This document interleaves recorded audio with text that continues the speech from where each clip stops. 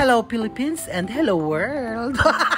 Sa mga nakafollow nga sa amin ng anak ko, kapag nakita nga kami sa daan, binabanggit nila ya, Hello Philippines, ika!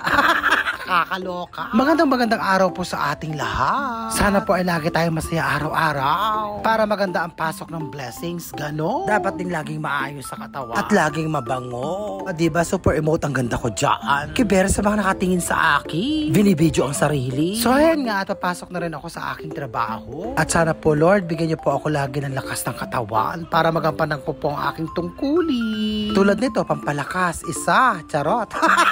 Yan ang aking merienda sa una kong pasyente, o diba bongga? So ayan nga, tapos na ako at ihahatid na ako sa kabilang pasyente. Pagdating ko nga sa isang pasyente ko, ito ang aking nadatnan, o diba, na pagkasarap-sarap ng aking pagkain. Prutas, pampakatas, charot.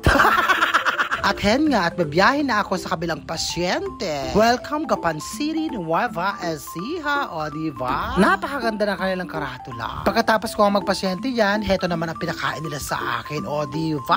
Paano ka papayat niyan? Puro pagkain, nakakaloka. Ang kanilang napakasarap na sinigang na bangus. Ang nagluto ay si Rosana Roses, ay si girl pala. Paano naman kasi may pa-cleavage pa ang lola? Pagkatapos ko magpasyente sa pang-apat, umuwi muna ako sa bahay. Ang anak ko ay nag-half day, bakit nga ba? Wala daw silang pasok, ganon. May gagawin nga daw sa school, kaya umuwi na siya. Ayaw nga niya magpaiwan at sasama daw siya sa akin. Di bale, huling pasyente naman na at malapit sa amin at walking distance lang. Kaya isinama ko na siya. O ang anak ko kumakain, hindi pa nga daw siya nagda-lunch. So ayan nga, at pauwi na kaming dalawa. At pupunta kami ng palengke para bumili ng ulam. Kaya lang ang sabi niya, dito na lang daw kami bumili ng ulam naming dalawa. Hindi okay sa akin yun, hindi na ako magluluto, o diba? Abay, pagod na ang lola, ano? Pagkatapos nga namin bumili, pauwi na kami ng bahay. At mukhang uulan pa nga, kaya nagmamadali na kami umuwi. Pagdating nga namin ng bahay, ayan ang ginagawa ng anak ko. Let's eat. Ito yung pagkain ni Maron, oh. Hindi niya nakain, kasi nga nag-station. Walang pasok, guys. Walang pasok. May try out. Ang laki ng ulam ko. Joke ko. Charot lang. Ay, amarat. Oh, tadakol. Let's eat!